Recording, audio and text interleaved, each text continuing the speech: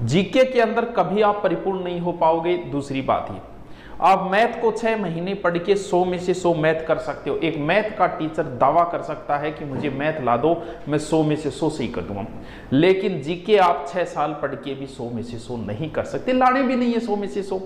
यानी आपको तो टारगेट 80-85 तक रखोगे तो भी आपका सिलेक्शन हो जाएगा।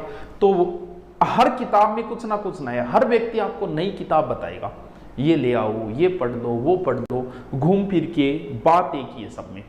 सारी की सारी चीजों में एक ही बात लिखी हुई है, थोड़ी घुमा फिरा के ली थी, किसी में एक बात कम, किसी में एक ज्यादा। तो किताब आपके पास जो भी है वो परिपूर्ण है। तुम राजस्थान जीके की घटिया से घटिया किताब ले आओ, एकदम घटिया, और आपका पेपर दे के आओगे तो 85% जीके के प्रश्न उस घटिया किताब में भी मिलेंगे। तो किताबों के लिए कभी मत भागो इधर उधर, उस किताब, ये किताब, वो किताब, तुम्हारे पास है ना, वो ही पढ़ ले, वो बहुत है।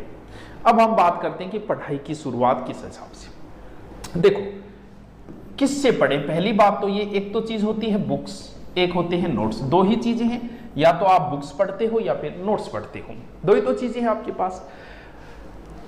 नोट्स क्या है और बुक क्या है। बुक विस्तृत सिलेबस, विस्तृत चीजें होती है इसके अंदर, ठीक है, फुल डिटेल होता है इनके अंदर। बुक्स का परिवर्तित रूप ही नोट्स है, यानी बुक का शॉर्ट रूप नोट्स होता है। हम लोग बुक पढ़ते हैं, अब क्या होगा, सर नोट्स बनाने चाहिए, यानी आपको बता दिया बुक्स भी अच्छी है, नोट्स भी अच्छे हैं, लेकिन बुक्स विस्तृत रूप होता है और इसका शॉर्ट में हमने करके आपको जला दिया नोट्स, यानी आप जो नोट्स बनाते हो वो इसका शॉर्टकट रूप होता है। अब बात ये आई, नोट्स जो है वो कैसे होने चाहिए, खुद के लिखे में होने चाहिए।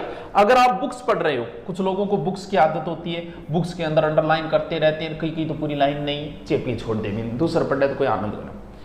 आप उसी बुक्स के उस टॉपिक से नोट्स बनाओ। बना लिया आपने, जैसे आप 1857 की क्रांति पढ़ रहे हो, अब आपके बराबर में पेन चलना चाहिए।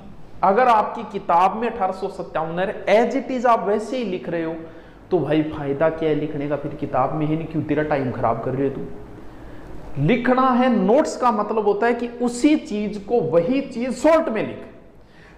जैसे आप 1857 की क्रांति पढ़ोगे, उसमें लिखा मिलेगा कि 1857 की क्रांति के समय गवर्नर जनरल केनिग था। ये इतनी लंबी लाइन है, ये सब कनेक्टिंग वर्ड है। 80% किताब में बातें जो होती है वो कनेक्टिंग वर्ड की होती है, जिनका कोई औचित्य नहीं होता है, वो न हो तो भी काम चल जाता है। तो तुम्हें इसका शॉर्ट करना है, उनमें